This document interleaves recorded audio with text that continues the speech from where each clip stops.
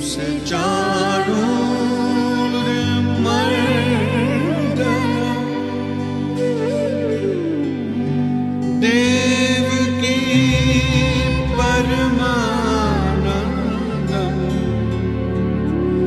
कृष्णं वंदे जगद्गुरुम्.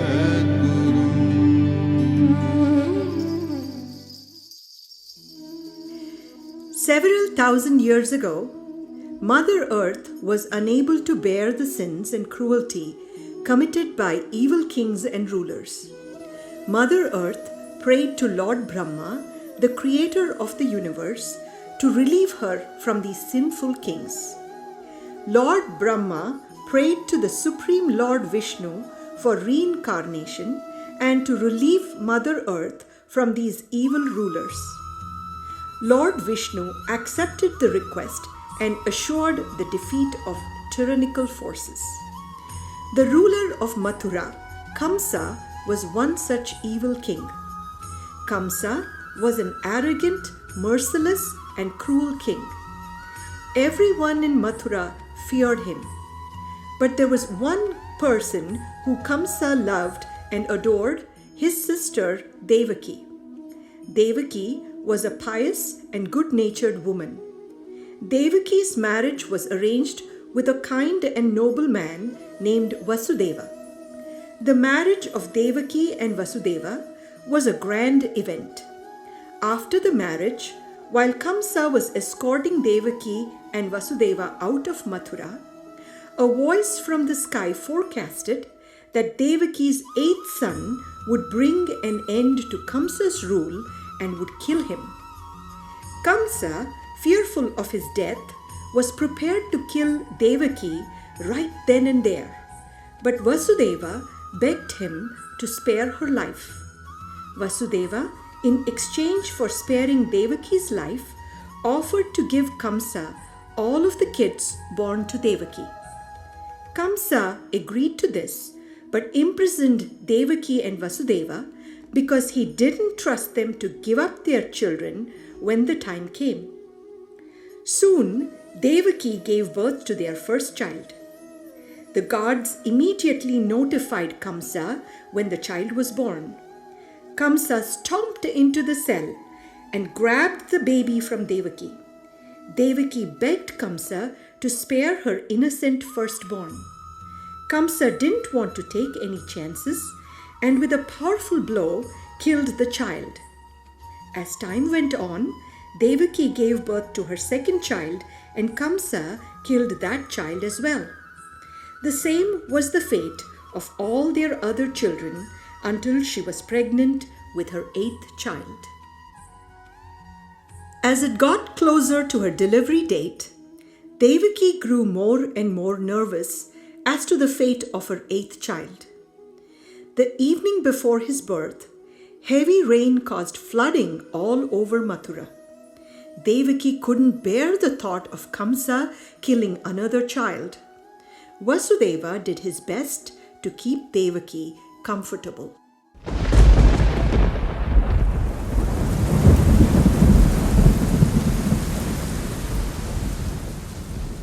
I'm so scared. Kamsa is going to kill our baby. We have to find a way to hide him after he's born. Please do something. Think of some way to save our baby. I can't bear to watch Kamsa kill any more of our children. Devaki, please calm down. We can put him in this basket after he's born. But how will we silence his cries? Those guards are just waiting to hear our baby's cries, and they'll run and get Kamsa. Oh Lord, please save our son. Please help us. Worry not, Devaki. You'll give birth to a son at stroke of midnight. Vasudeva, take your son across the Yamuna River to Gokul. A baby girl will be born to Yashoda and Nanda. Leave your son with them and bring back their daughter. Do not worry and do not be afraid, for I am with you and will free you from Kamsa Trian in due time.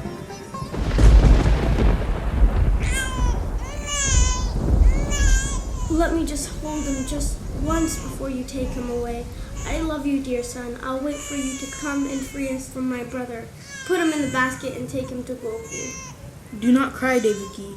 Our son will come back to free us one day. The guards have fallen asleep. My shackles are gone. I will return quickly. Get some rest, Devaki.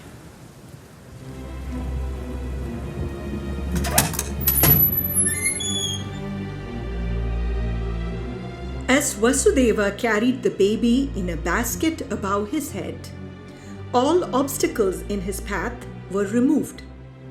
He walked towards the Yamuna river, which was overflowing due to the heavy rains. As he got to the bank of the river, the water parted, making a pathway for Vasudeva to walk. Vasudeva went to the home of Nanda and Yashoda in Gokul. Yashoda was asleep, having just given birth to a beautiful baby girl. Vasudeva put his baby in the cradle next to Yashoda and took the newborn baby girl and put her in his basket. It is believed that Yashoda and Nanda performed great penance in their previous birth. Lord Vishnu was happy with their prayers and appeared in front of them. He asked Yashoda and Nanda what they wanted, and the couple said that they wanted the privilege of treating Lord Vishnu as their son. Lord Vishnu, the cause of the whole universe, was amused by this request. However, since he had never known what a mother's love was, he conceded to their request and granted them the boon. Hence, when Lord Vishnu appeared on earth in his Krishna avatar, it was Yashoda who raised him, although she was not his biological mother. Vasudeva returned to Mathura and entered his cell with the baby girl. As soon as he walked into the cell, it closed behind him, the guards woke up, and the shackles reappeared on Vasudeva's hands. The guards heard the baby's cry and reported the birth to Kamsa.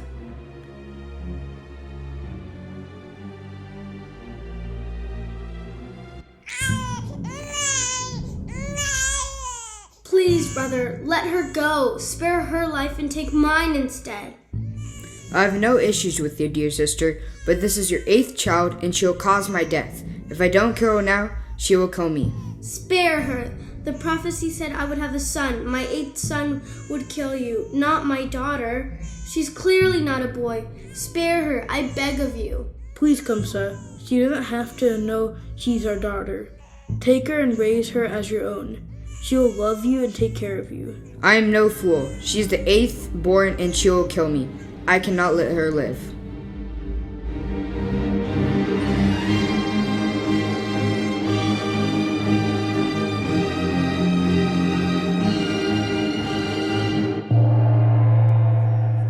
Aha, you fool! Killing me will be of no avail. Your slayer is another, and he has already been born on this earth. He alone shall slay you.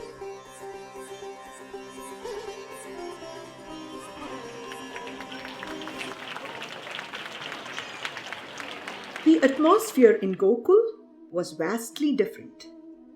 The people of Gokul were excited and full of happiness when they heard the news of the birth of a baby boy to their chief Nanda and Yashoda. Krishna was given his name by Rishi Garga, a learned and famous sage. Nanda took Krishna and Balarama to sage Garga to be named. Sage Garga saw into the future of both Krishna and Balarama and realized the greatness of the two newborns and the roles they would play in shaping the future. Based on that vision, he named Balarama because by his virtue he would bring glory and happiness to his family, just as Lord Rama had done. Bala meaning force and Rama denoting the qualities of Lord Rama. When it came to Krishna, Sage Garga had seen that the child was the 8th incarnation of Lord Vishnu himself. Rishi Garga said he has taken incarnation in every age. In the past ages, he had white, red and yellow complexions. This time he has taken a dark complexion, so he will be known as Krishna. Krishna means dark. It also means attractive.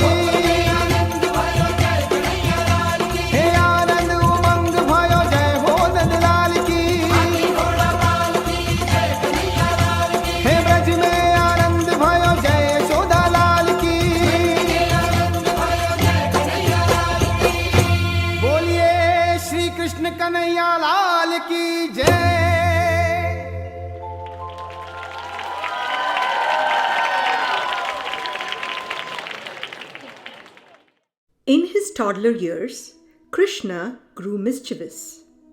When Krishna was 3 years old, Yashoda caught him eating mud. Yashoda asked Krishna to show her what he had put in his mouth. Krishna refused to open his mouth. The frustrated Yashoda tried to pry open Krishna's mouth. When Krishna finally opened his mouth, Yashoda gasped at what she saw inside.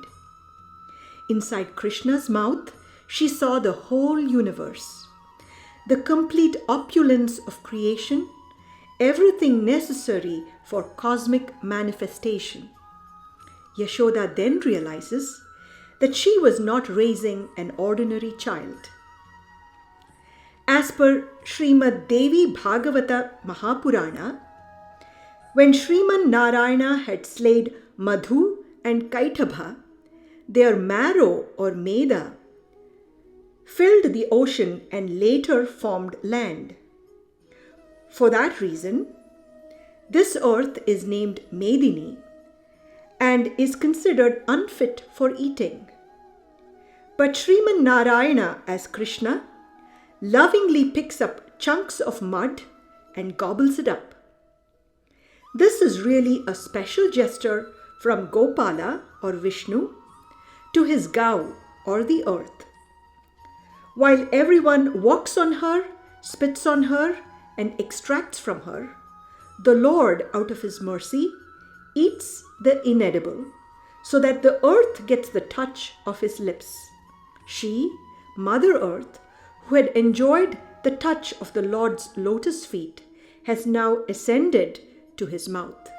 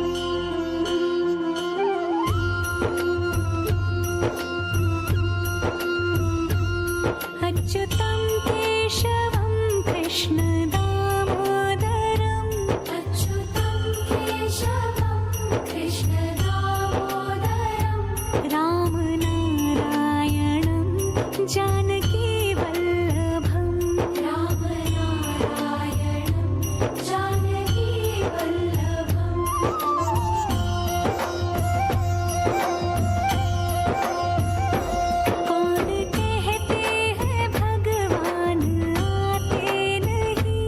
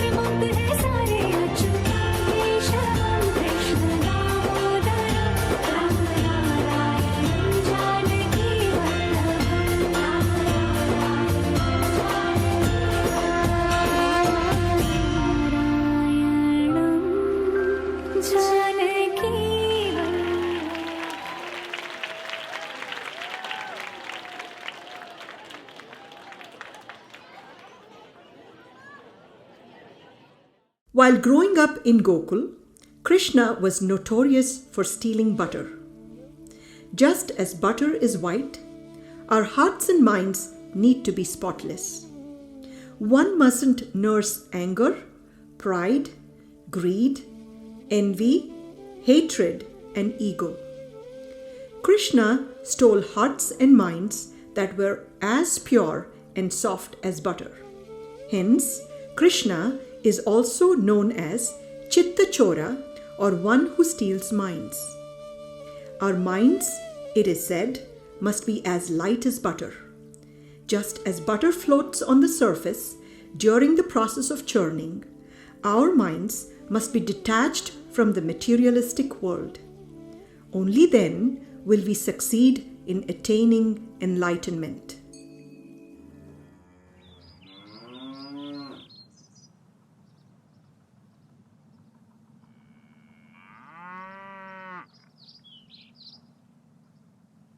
Yashoda, your Krishna has been stealing our butter. Why don't you feed him before he leaves the house? He stole butter from my house as well. Mine too. Do you not have enough for him to eat that he has to steal it? Wait a minute. Kana, what are these gopis saying? Did you steal their butter? No, Ma, I don't know what they are talking about. I didn't steal any butter. They are all lying. They just want me to get in trouble. Ma, you gave me a big bowl of butter before I left. Krishna is right. He ate before he left today. What reason does he have to steal your butter? Perhaps your butter is not as creamy as ours. Perhaps it's not as sweet as ours. See, Ma, how they tell lies. Your butter is the best in all of Gokul. And you're the best mother in all of Gokul. Sweet gopis, Kana is a sweet little boy. I cannot say whether he stole it or not, but maybe you should tie up your butter so he can't reach it.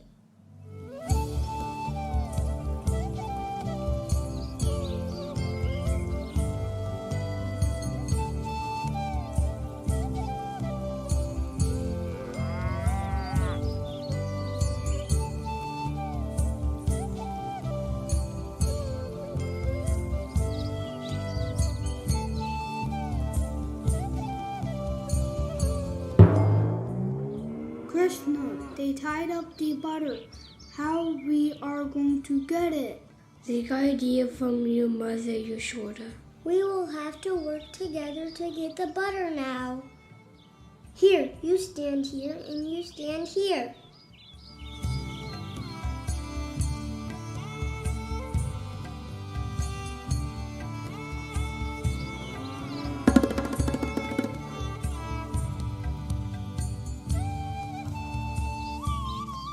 What is going on? Why are you all yelling again? This time we caught him red-handed. Yashoda, we did what you said and tied him, but your Krishna still got it. Krishna, tell me the truth. Have you stolen their butter? No, Ma, I didn't steal the butter. They are lying. They have tied their muktis up. How will I be able to get it? Was your butter tied up? Yes, we did like you suggested. We all tied our mutkis with butter up and out of reach.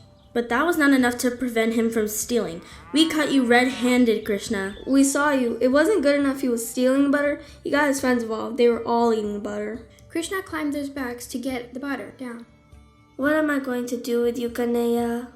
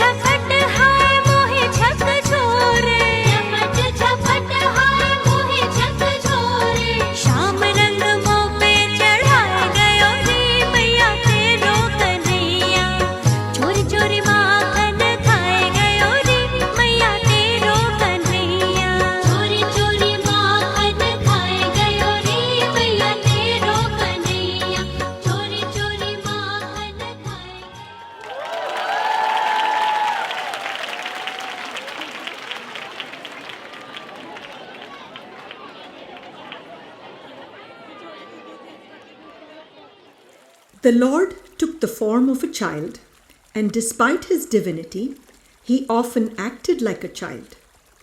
He had many friends in Gokul, and they often gathered to play games by the river. One day, while playing by the river, Krishna threw the ball too far and it landed in the river. The boys argue over who should go and get it from the river. Krishna offers to retrieve it since he was the one that threw it. The boys agree and Krishna heads to the banks of the river. A farmer sees him and stops Krishna. He tells Krishna that the water of Yamuna was being poisoned by the black serpent Kaliya. Now Kaliya, the vicious serpent, is said to have emanated a poisonous vapor 24 hours a day. If Krishna goes into the river, the serpent Kaliya would surely kill him. The children tell Krishna not to go into the river, but Krishna is determined to get the ball and he jumps in.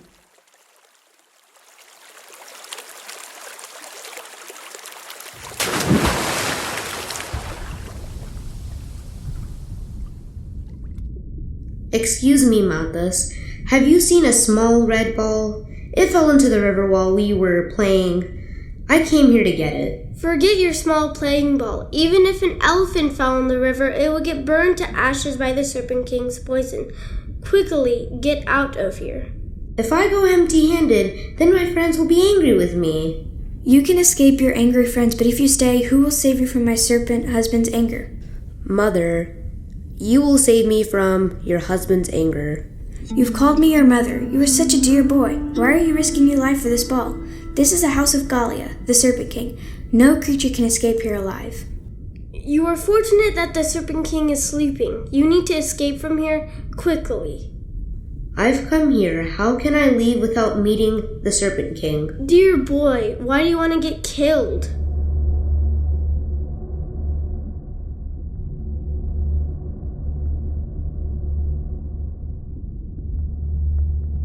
You are such a sweet and beautiful boy. You will get burned to ashes within seconds. This is not the time to be foolish. Come, I will escort you out of here. Do not be worried about me. You all should be worried for your husband. He has polluted our Vrindavan with his poison. He has poisoned our Yamuna. Today I have come here to remove him. Who is there? Who is it that disturbs my sleep? Who is it? Who is it? How did you reach here alive? Who brought you down here? We do not know, my lord. He came down here by himself. He is an innocent little boy. Please forgive his faults and let him go. Forgiveness is not my nature. Besides, he has come here to be killed. Who are you? Krishna. Krishna? Who is Krishna? I am here to remove you and the poison you have released into the Yamuna. Give up your ego and come to me with a true heart. I will release you from all the sins you have committed and forgive you. You are asking me for pity? Here, where is your life depending on my pity? Disobedient child, when death comes near a creature, then it corrupts the wisdom of that creature. Look how death comes. No, stop. Please forgive him. He's just a little innocent little boy. Get out of the way, Queen. Death is right in front of him. No one can save him from the mighty Kaliya. Enough! Your final moments have come.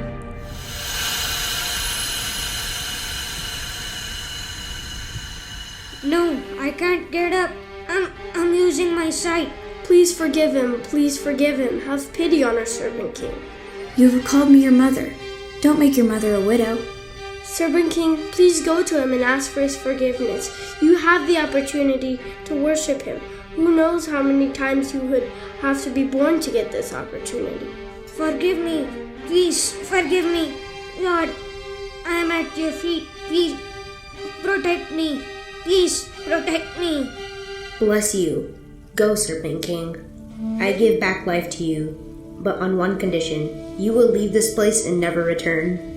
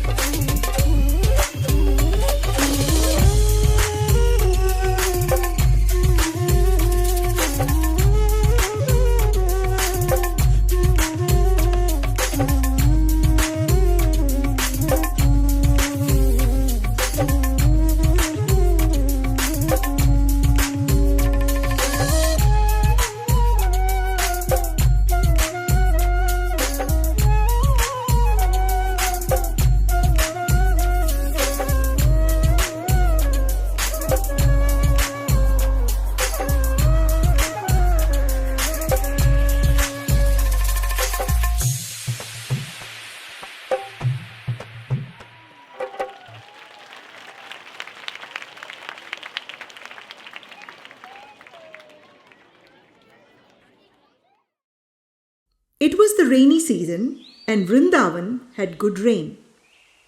The village was full of greenery and healthy vegetation.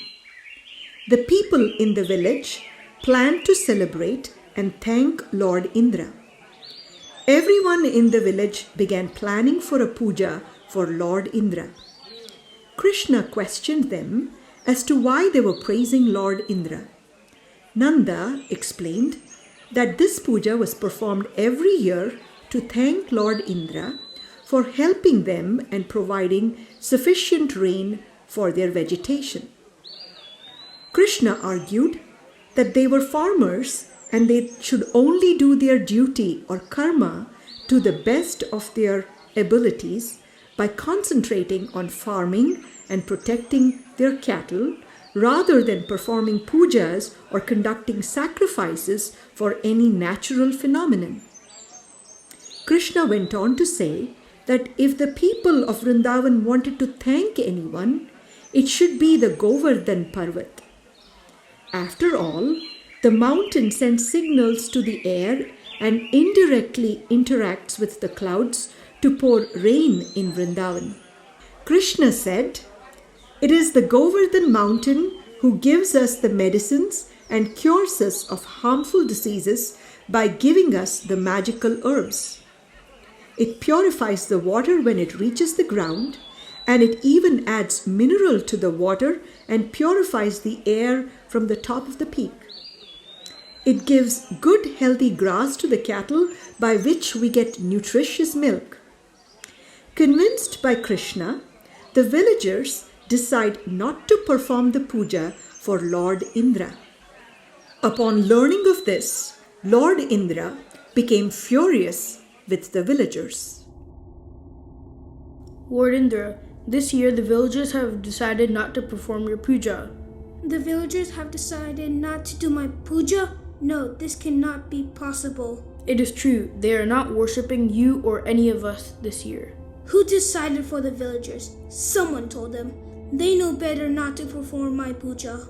Nanda's son, Krishna, who was just a child, he convinced them that they should do a puja to honor Govardhan, Parvat, and the cows instead of you. Krishna, you're telling me the villagers are going to perform pujas for stone and cows instead of deities? I think they've become too wealthy. They will pay for this dearly. Summon the rest of the deities. My lord, did you forget? Lord Vishnu has taken the form of Krishna. You were there with Lord Brahma and Sri Narayan when you witnessed the birth of Krishna. Yes, I remember that. But that must be different, Krishna. There is no way Lord Vishnu would ever suggest not worshipping us gods. But if he did, he should not forget he's taken the form of a human. All humans should worship me. This is a test of my powers. I will teach each of these villagers a lesson. Indra calls Samavartaka the clouds of devastation and orders them to lash upon Vrindavan torrents of rain and thunderstorms. It rains hard and fast, causing extensive floods and destroying the livelihood of the inhabitants of Vrindavan. As terrible rains and thunderstorms ravaged the land and submerged it underwater, the frightened and helpless villagers turned to Krishna for help.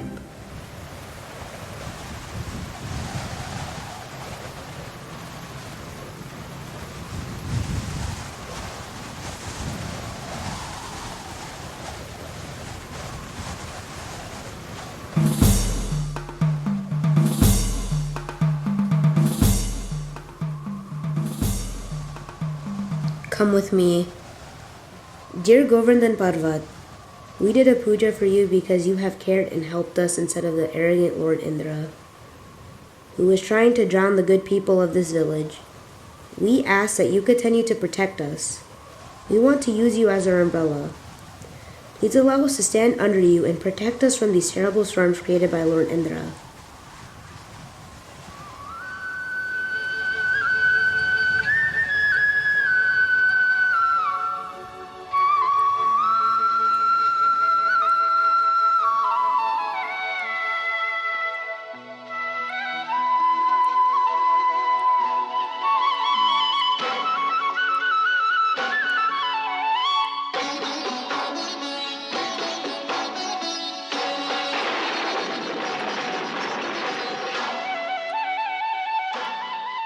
Lord Indra doesn't give up. He continues to unleash terrible storms with heavy rain, thunder, and lightning. For 7 days, the people of Vrindavan stay under the hill and were surprisingly undisturbed by hunger or thirst. Stunned and mystified with the order of events, Lord Indra calls back the clouds of devastation. The sky becomes clear again and the sun shines brightly over Vrindavan. Krishna tells the villagers to return home without any fear and gently places the Goverdhan Parvat exactly back where it was. Lord Indra comes to Krishna with folded hands and prays for his forgiveness. Krishna bestows his grace on Lord Indra and imparts to him the knowledge of dharma and his duties.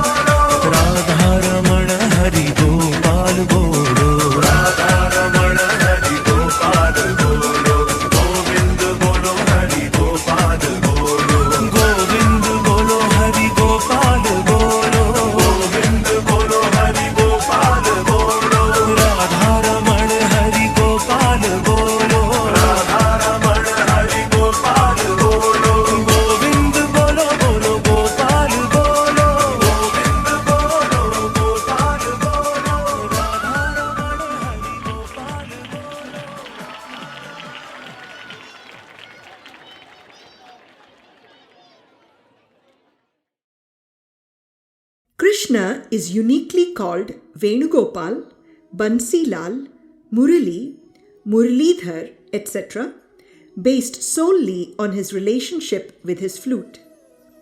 Krishna was an expert at playing the flute. The gopis and all other living creatures that heard him were captivated by the melodious sound. To the gopis, a sight of perfection was to watch Krishna and Balarama playing their flutes and tending to their cows with their friends. It is said that people who are constantly engaged in transcendental meditation internally and externally, by truly thinking of Krishna playing the flute, attain the perfection of samadhi. Samadhi is a trance in which all activities of the senses are focused on a particular object.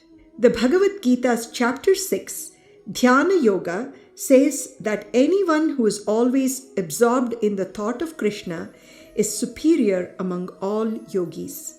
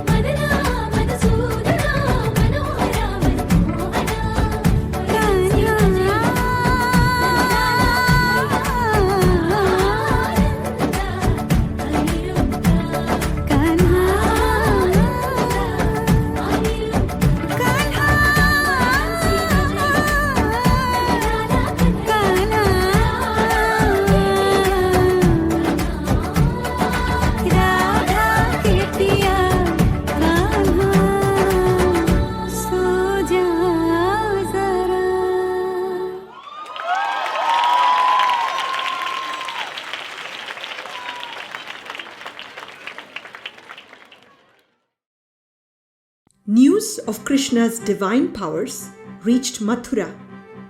Upon hearing the news, Kamsa immediately concluded that Krishna must be the 8th child of Devaki and Vasudeva. Kutaka, where is Keshi? It's been 2 days since I sent him to kill that kid. Where is he? Keshi was killed by Krishna, my lord. What? My favorite servant, Keshi? Dead? But how can that be? Is that boy so powerful? Yes, my lord. He seems to be blessed with magical powers from birth, my lord. We now know that it's impossible to kill Krishna by ordinary means, so we should resort to cunning and make him come to Mathura. What do you suggest? What is not achieved by swords can be accomplished by words. Call Akrura, your cousin, and order him to go to Vrindavan and ask Krishna to go to Mathura. He is wise with words and surely will be able to please Krishna and make him come here without any doubt. The rest will be easy. Once the boy is here, we can kill him easily. Yes, this might just work. Get me Akrura. Kamsa explained his plan to Akrura and sent him to Vrindavan. But little did he know that Akrura was a great devotee of Vishnu. Akrura didn't waste a moment. Once there, he immediately told Krishna of Kamsa's evil intentions. With that, Krishna took the blessings of his parents, who only gave their consent after much hesitation. Krishna and Balarama left Vrindavan with Akrura and travelled to their uncle's kingdom of Mathura. Meanwhile, Kamsa continued hatching a plan to kill his nephew Krishna. He ordered Kutaka to set the mad elephant Kuvalaya Pita free and kill Krishna and Balarama on their way to the palace. As the mad Kuvalaya Pita was released, he started to destroy everything in his way. People screamed in fear and ran for their lives. The elephant rushed towards Krishna. Just as he neared him, Krishna took out his sword and cut off his trunk. The mad elephant trumpeted in pain, fell down and died. The people of Mathura were awestruck by Krishna's bravery. They yelled out his name and shouted out praises. Back in the palace, Kamsa was full of anger. How was he going to kill Krishna? Kamsa then sends the invincible demon wrestlers and warriors, Mushtika, Chanura, Kuta, Shala and Koshala to kill Krishna. But Krishna and Balarama kill all these demon warriors sent by Kamsa. The furious Kamsa ordered his soldiers to arrest Nanda and throw Krishna and Balarama out of Mathura. After hearing this, Lord Krishna jumped onto the high dais of King Kamsa.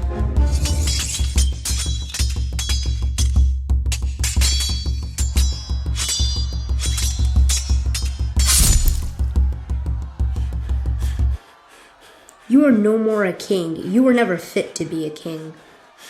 Leave me, Krishna. Forgive me, please. It is too late now to beg for pardon. Your time is up, wicked tyrant. It is now your time to die.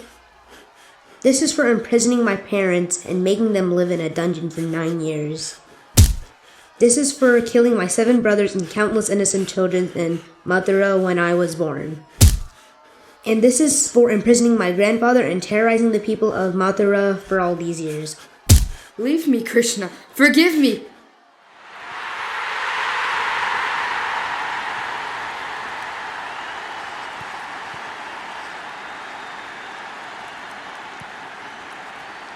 Jai Krishna, Jai Balarama, Jai Krishna, Jai Balarama, Jai Krishna, Jai Balarama.